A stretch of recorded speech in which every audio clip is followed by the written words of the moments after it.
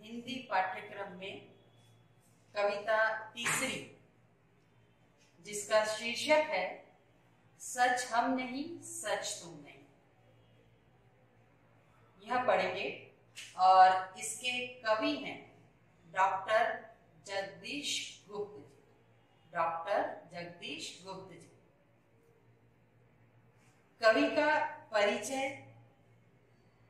जो मैं संक्षिप्त में आपके सम्मुख रखने जा रही हूं। कृपया ध्यान दें कि डॉक्टर जगदीश गुप्त जी का जन्म 1924 को उत्तर प्रदेश के शाहाबाद में हुआ। प्रयोगवाद के पश्चात नई कविता का प्रारंभ हुआ। उसके प्रवर्तकों में आपका नाम प्रमुख रूप से लिया जाता है। नई कविता की परंपरा को आगे बढ़ाने के लिए आपने इसी नाम की पत्रिका का प्रकाशन आरंभ किया। आपका निधन 2001 में हुआ। कविता शुरू करने के पहले हम लोग इस विधा के बारे में थोड़ी सी जानकारी ले लेते हैं। विधा इस प्रकार से कि प्रयोगवाद के बाद हिंदी कविता की जो नवीन धारा विकसित हुई वह नई कविता है। नए भाव बोधों की अभिव्यक्ति के साथ नए मूल्यों और नए शिल्प विधान का अन्वेषण नई कविता की विशेषताएं हैं। नई कविता का प्रारंभ डॉक्टर जगदीश गुप्त, रामस्वरूप चतुर्वेदी और विजय देव शाही के संपादन में प्रकाशित नई कविता पत्रिका से माना जाता है। छात्रों, ये ध्यान दो कि जब कृतियां पूछी जाती हैं तब कवि का परिचय, विधा, प्रमुख कृतियां, इन सब के लिए कोई परिच्छेद आपके पास नहीं आता है। इसलिए ये ध्यान दें कि हमें ये पंक्तियां, ये परिच्छेद पूर्ण रूप से समझ लेने हैं, याद कर लेने हैं। और इसीलिए कि जितना भी परिचय कविता के प्रारंभ में दिया गया है वह सब हमको पहले से ही पढ़कर रखना है। अब मैं पाठ परिचय पढ़ने जा रही हूं, उसे ध्यान से सुने। प्रस्तुत नई कविता में कवि संघर्ष को ही जीवन की सच्चाई मानते हैं। सच्चा मनुष्य वही है जो कठिनाइयों से घबराकर, मुसीबतों से डरकर न कभी झुके न रुके, परिस्थितियों से हार ना माने। सच्चा मनुष्य वही है जो कठिनाइयों से घबराकर, मुसीबतों से डरकर न कभी हारे। क्योंकि जिंदगी सहज चलने का नाम नहीं बल्कि लीक से हटकर चलने का नाम है। हमें अपनी क्षमताओं को स्वयं ही पहचानना होगा। राह में भटककर भी मंजिल अवश्य मिलेगी। भीतर बाहर से एक सा रहना ही आदर्श है। हमें अपने दुखों को पहचानना होगा। अपने आंसू स्वयं पोंछने होंगे तथा स्वयं योद्धा बनना होगा।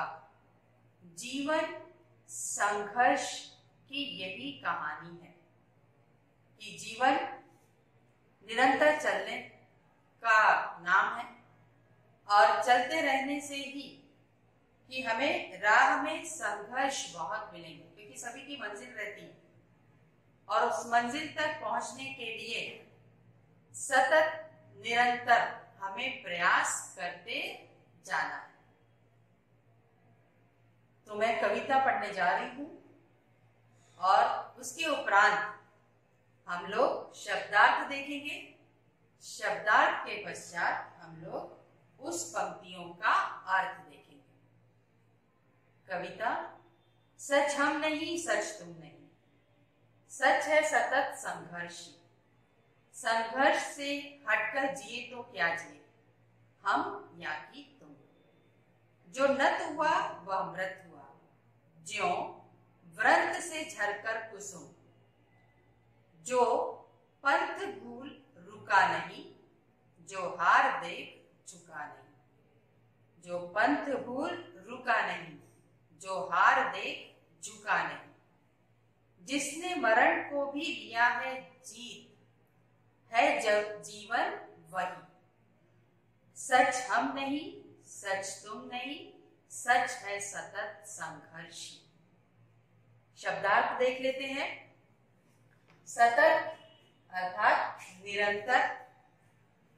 उसके बाद कि व्रत, व्रत डंठल, नत शब्द आया है उसके लिए झुका हुआ। पंथ शब्द आया जिसके लिए राह या मार्ग। मरण मरना या फिर मृत्यु, ये शब्दार्थ।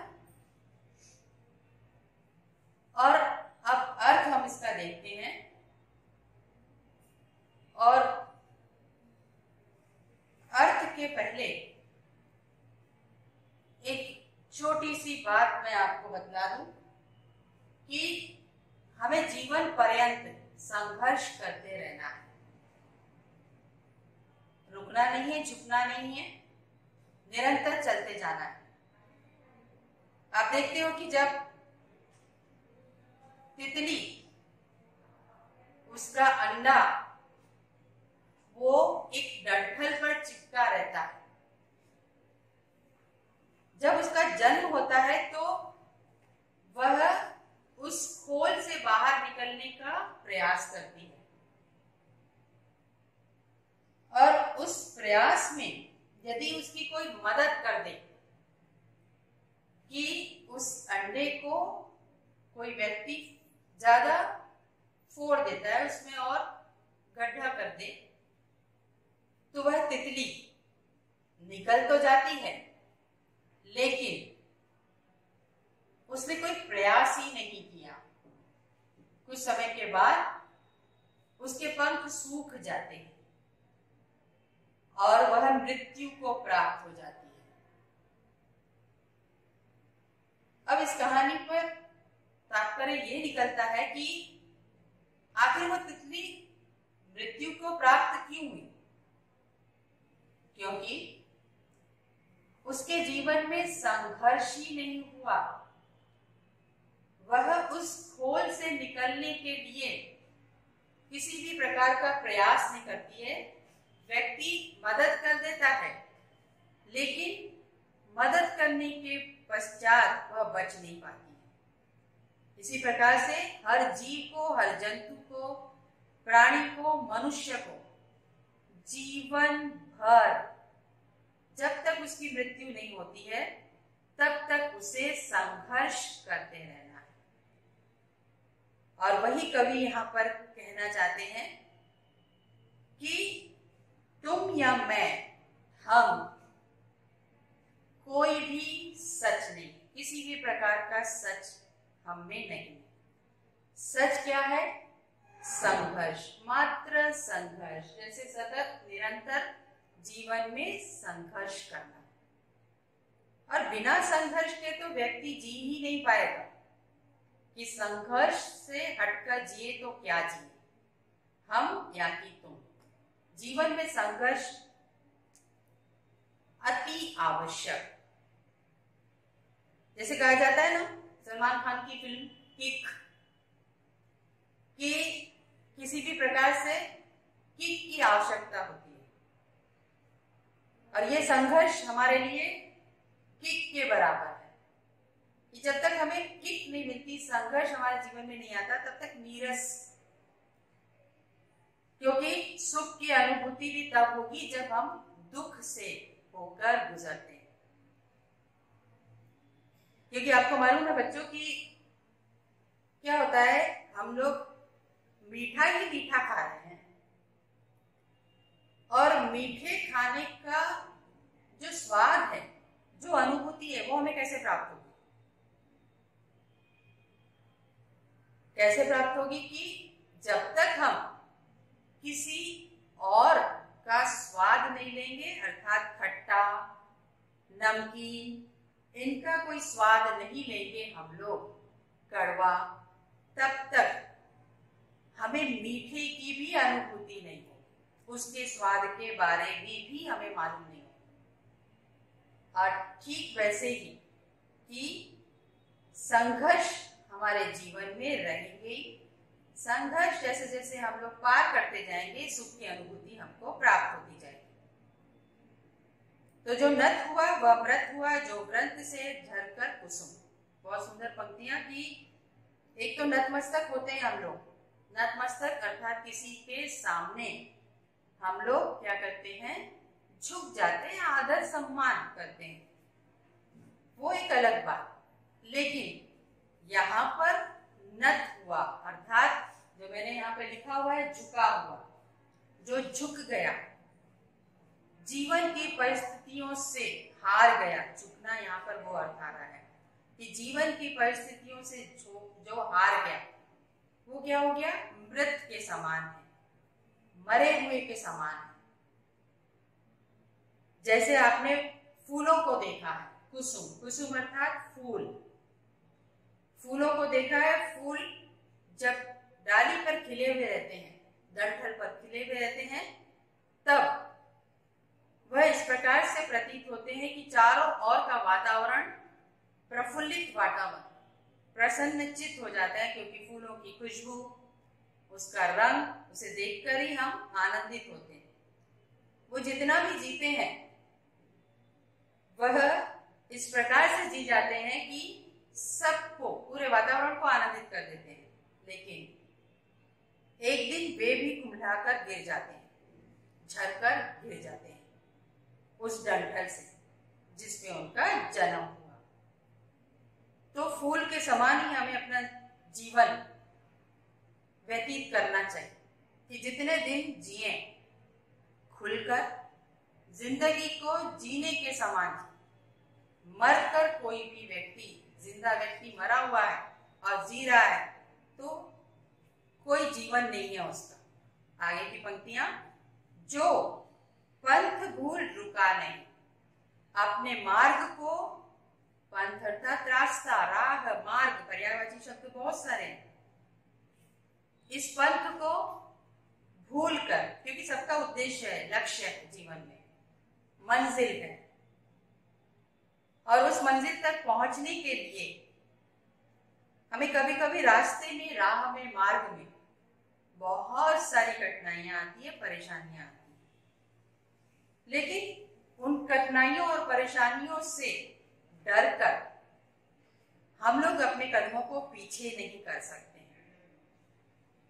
पंथ को, मार्ग को, राह को हम भुला नहीं सकते। हमारे जीवन का उद्देश्य जो है वो हमारे सम्मुख है। हमें मालूम है कि हमें क्या करना है, आगे कैसे बढ़ना है। तो इसी प्रकार से कि हमें राह को भूलना नहीं है। जो हार देख झुका नहीं, हमें हार देख कर, क्योंकि हार जीत तो लगी रहेगी, ये बच्चों ध्यान रखो हमेशा कि जीवन में हार जीत लगी रहेगी।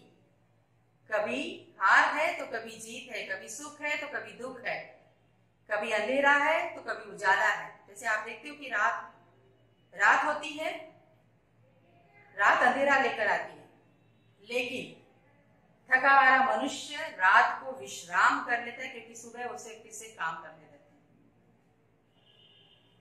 तो रात के बाद सुबह आती है, और वह जब हार की बात की जाती है तो हार में ही जीत छुपी रहती है। बस हमें उस हार में से जीत को निकालना है। अर्थात ये हार जीत तो हमारे जीवन में लगी रहेगी मृत्यु पर्यंत। एक छोटा सा और उदाहरण देना चाहूंगी मैं कि आपने छोटी सी मकड़ी को देखा होगा। छोटा सा जीव है, हम तो मनुष्य को सोचने समझने की शक्ति ईश्वर ने प्रदान की है, बोलने की शक्ति ईश्वर ने प्रदान की।